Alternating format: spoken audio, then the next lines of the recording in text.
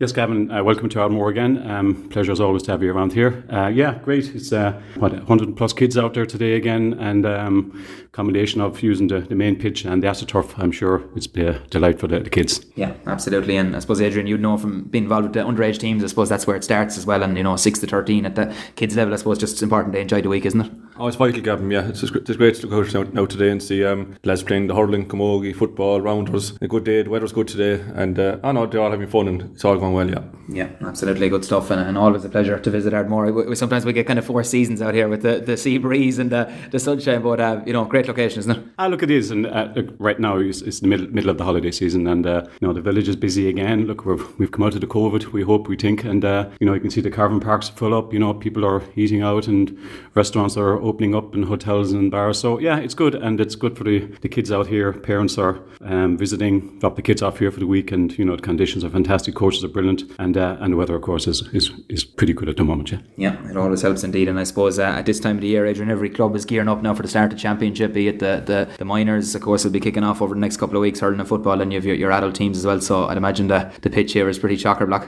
It's unbelievable, Gavin, this year. I've never seen like it. You come over every night of the week, and the pitch is full. Kids, adults. To get a space, you have to have block booked. You have to be well ahead. Like you said, gearing up for the championships now. With the minors starting next Wednesday night. Then you have the intermediate next the following weekend, and there's a lot of training, a lot of work going into getting all the teams ready. Yeah, absolutely. That's all part and parcel of it, Nicky, isn't it? Yeah, it is. And to the point Adrian made, like getting a parking space here in the field some nights. Like we have our club, our main club, and then you have a camogie started, and like it's fantastic to see the camogie start here in the past years, led by Lindsay Prendergast, and they've got age grades 8, 10s, 12s. Girls coming from Clashmore, parents driving over, joining in, girls making county development squads, and that's all positive. The running club, the LGFA ladies, so it is a busy place. We have an online booking system for the field because we have no other choice of booking half fields, full fields, half Astra, full Astra, and it's fantastic to watch, But yeah, certainly is indeed, and leads us on nicely to the next thing about the Astra, which we made good use of with the Cool Camp during the week as well. You might give us an outline of when that project was completed, Adrian, and the benefit, I suppose, that is not alone to the GAA club, but I believe it's a huge community project as well. Oh, yeah, it is. Yeah, it's great for the community, Gavin. Yeah, there's plenty of sports. It's not just GAA that's up here. Like you have GAA soccer. Example, you could have taekwondo there on a Monday night, especially when they couldn't go into the hall in the middle of in the hall during the week. So now they come up here and they can do it on the AstroTurf. It's great. Like the camogie users. Bookings are very busy now, and anyone who wants to use it can just book it, like Nicky said, on the book a pitch, and then we can go from there. But it's a great benefit to the community, yeah. And the work that was put into for that project, and the J Club itself were very much leading at the forefront of that. There was a committee put in place. It's a St. Declan's community group that led it, and between the discussions at GA levels and county boards, Munster Council, all the way to Cork Park, everybody can see that it's a St. Declan's community group. It's resident in the Ardmore GA grounds, and there is a lot of funding had to go into it, and there was leader funding.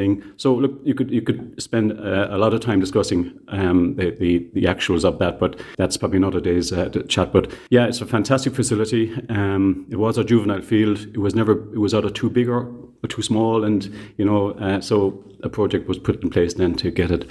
We had it for 12 months sitting there doing nothing because of COVID. And as Adrian said, like taekwondo out there, soccer, running club, ourselves training. So yeah, it's a fantastic facility, and well done to the people in the committee and the community for backing it. Yeah, it really is the finished article, in fairness, and it's a fine size as well. It's not like one of those small AstroTurfs, Adrian. You get plenty of work in there, I suppose, wouldn't you? Oh, it's massive. It's 100 metres by 60, Gavin. Yeah, some nights just 2 different teams actually training on it. Right. But it's even ideal actually for the minors now. You could have the minors one half, you could have 15s and the bottom half, and then you might come together and do a session maybe for half an hour as well. And plus, look, it's open to county teams, which we hope in the winter now for the inter-county teams to make use of it. So it'd be great, Yeah, bring it on indeed. It's been fascinating, and I suppose we always think of the All-Ireland final, I suppose 2018. That's probably the club's standout memory. I remember being out here for a few days. It was fairly mad, but that will always rank as a big day. I suppose it's always fond memories, isn't it? Yeah, absolutely, and you try and build on those. That was a fantastic occasion, and I know, Gavin, we all celebrated and we had good chats, and we still talk about it. We still watch it every so often, and and you try and build on it. You just don't remember it. It has to be built on. The club is good, a good place. Yes, there's transition of players from senior and and from minor into senior football, intermediate hurling, and yeah, you're always trying to achieve and keep achieving, and we're blessed now at the moment that we're back. Lads have championship matches starting. Adrian does fantastic work with the minors and 20s. We've got a wonderful juvenile infrastructure going structure at the moment in the background, working with Martin Keever as the chairperson, 8s, 10s, 12s all the way through. So it's a busy club, and naturally, like any small club, numbers is the key. And I look at our senior football, probably September, October. I really don't know when it's going to start. Our numbers are limited in that, as in intermediate, but we keep going, and we're very positive about things in the club. Yeah, that's absolutely. Keep plugging away, and I suppose that's it. Every club, I suppose, goes through these phases of you might get so many, maybe 8 or 10 one year, then it might only be 2 or 3 the year after. But it's, I suppose, how you deal with that, and just keep, I suppose, encouraging guys to come to the field, isn't it? Yeah, without doubt, Gavin, it's hard. It's probably getting harder to keep players going now.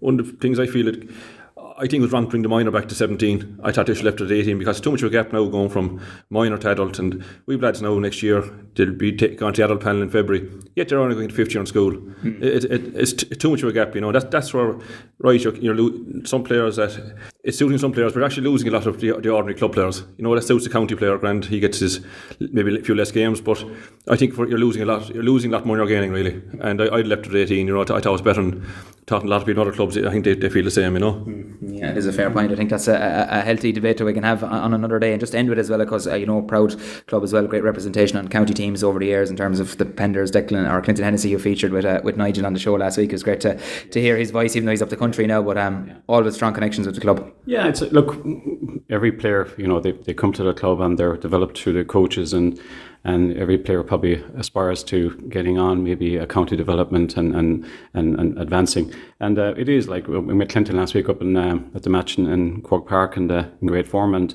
the lads have come through. We've got some quality lads coming through the minor 14, 15. So yeah, it's important too to give them that opportunity to get into those squads. And it's good for the club too to have our people featuring at that level. Yeah, it certainly is. And a final point, Adrian, in terms of, I suppose, with COVID, which we're kind of hopefully on the way out of as well, but the club as well, you've been very helpful in terms of people in the community as well. The GAA clubs, they've gained, I suppose, huge positivity and encouragement from the way they've dealt with it as well, and helping the community, things like that. Oh yeah, look, I think like a lot of towns and villages around Ireland, Gavin, the GAA is probably the central part of the community, and yeah, the GAA were a massive part of it here in Ardmore too. Whenever I needed done, the people and the club came together, and it was great to see at the time. Just on that, before we close off, we've Dacia Draw, and we have our raffles, and we have our lotto, and this is just what keeps us going. And like any small club, we're blessed with the Dacia Draw, and not to be putting any name out there, but we've one individual in this club that brings in 70, 80 Dacia Draw tickets every year on our own. It's massive, and the lotto is a weekly thing, and I know that the bars would close, and that was our selling points, but we got into the farmers market there on the Sundays and selling a lot of tickets, and we had a massive raffle last week, cake sale raffle, and it's constantly trying to fund things for the kids, and then of course you have the infrastructure costs maintaining a club. Always a pleasure to visit St. Declan's GAA club in Ardmore. Nicky, Keating and Adrian and Donnell, thanks for your time, guys, and the very best of luck now for the remainder of the season. Thanks, Gavin. Thanks, Gavin.